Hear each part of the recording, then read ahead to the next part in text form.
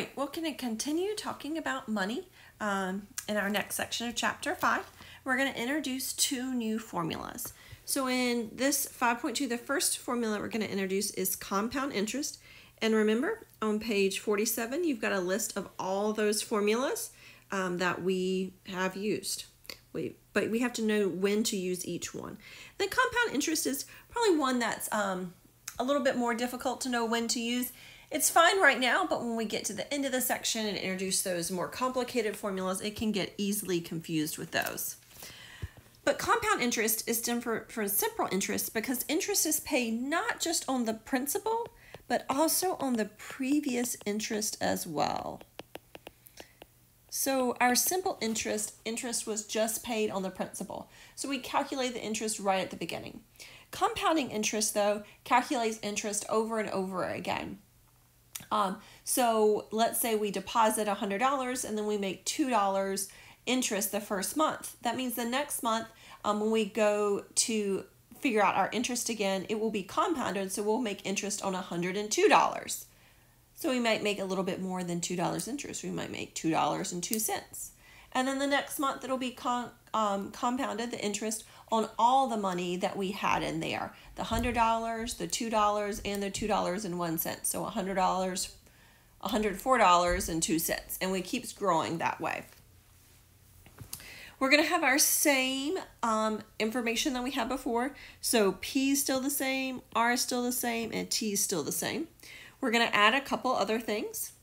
A is going to be that final amount. Sometimes it's called the future value as well. We've seen that in the last section as well. A was the total amount or future value.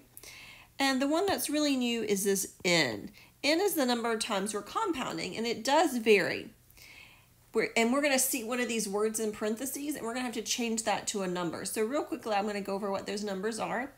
Annually means once a year, like an anniversary comes around once a year. Semi-annually means twice a year. Quarterly, there are 4 quarters in $1, so that's 4. Monthly is 12, and daily is 365. So let's look at one of these examples. So we're going to invest $5,000 at 2.5% interest compounded monthly. So that means my P is 5,000. My interest rate, I'm going to change to a decimal. My N is compounded monthly, so that's 12. And we want to know how much we'll have after 6 years. So that's my T. So I'm going to plug all of this information in. The only thing I would add to the formula is you do need to put parentheses up here at the top in our exponent. Some calculators will prompt you to put parentheses, some won't, but just to make sure that you're typing these in the correct way, I would always put parentheses around those exponents. So the way I have it written out like this, you should be able to type it in your calculator exactly like that and get the final answer. And it's money, so we're always going to round to 2 decimal places. These almost always are going to be pretty nasty decimals, and we just always want to round to 2 decimal places with money, so we'll do that throughout this chapter. We've got another example down here below. We're going to deposit $7,200. The interest rate is 3%. It's compounded semi-annually, so that's 2. And we want to know how much we have after 14 months. Remember, time has to be in years, so I'm going to write that as 14 over 12. I'm dividing by 12 because there are 12 months in the year, so we can't just plug in 14. Whenever we have the months right there, we've got to divide by 12.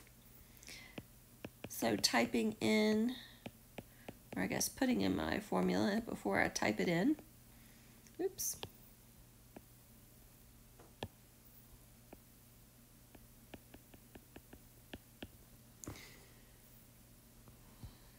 So notice you got to be careful of that exponent.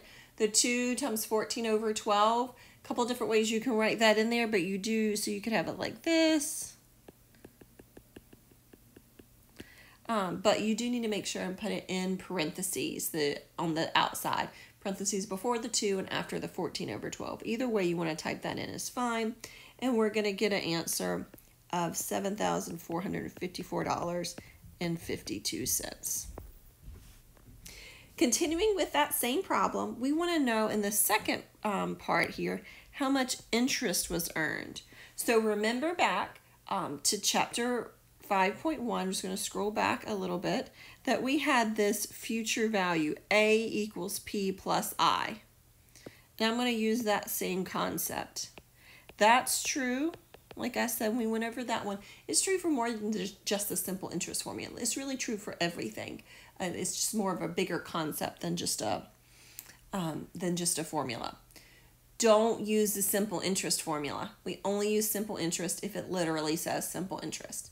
It's just asking for interest in general. That's where I'm going to use this concept. So A is this amount here, the $7,454. P was a $7,200, and I'm looking for I. So I'm going to have to do a little bit of algebra here to get I by itself, to get my answer for the second part of $254.52. Let me do one more before I let you guys try some. We haven't seen one quite like example 3 yet in any of the sections that we've done so far, so it's going to look a little bit different. And I tell people these are problems where we're like time traveling. We want to go either ahead or in the past. That makes them a little bit different. So Jim wants to have $20,000 available 5 years from now for a down payment on a house. And he's inherited $16,000. How much of his inheritance should he invest to accumulate that $20,000? We need that $20,000 not now, but later. So that actually makes $20,000 our A. We haven't quite seen that yet where I gave us an A. My interest rate is 0.045. My time is 5 years, and we're compounding quarterly. So I actually don't know what P is, so I'm going to keep that P right where it is. Oops, N was 4.